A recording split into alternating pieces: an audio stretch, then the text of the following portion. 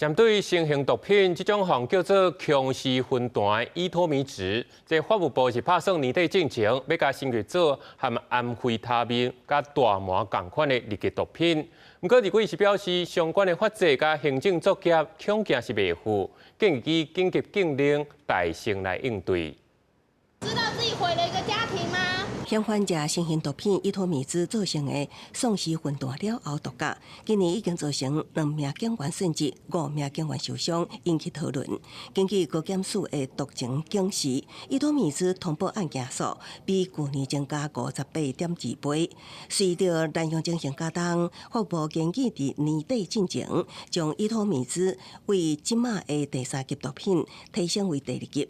不过，立法院法制局指出，相关毒性法制作业也未赴新型毒品推出的速度，建议以暂时也是紧急禁令的做法来应用。你要有弹性，或要开紧急会议，速度越快越好。公告时间要检讨，暂时性的禁限，这个东西就是其他国家在补偿的。官方行政怠惰，依托米酯早在去年9月就已经被查获。法务部却拖了9个月才召开毒品审议会议。行政部门有没有一些在这些立法的空窗期期间有紧急的因应作为，也不能够忽略了一些必要的行政程序。民众党立委陈昭祖以日本的指定药物制度为例。当一种新物质方发现有毒品性质时，政府会当透过紧急定书禁止药物流通甲使用。反过来看，咱国去年9月就已经查获依托米酯，不过一直到今年6月才决议列为3级毒品。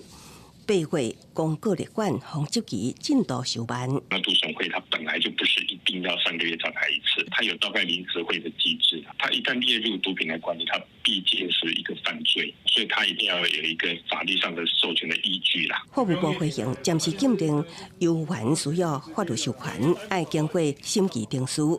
每一季的毒品审议委员会有临时调开机制，像针对依托米酯。到下伫11月中召开临时会，未来对类似的新型毒品也会比较办理。记者综合报道。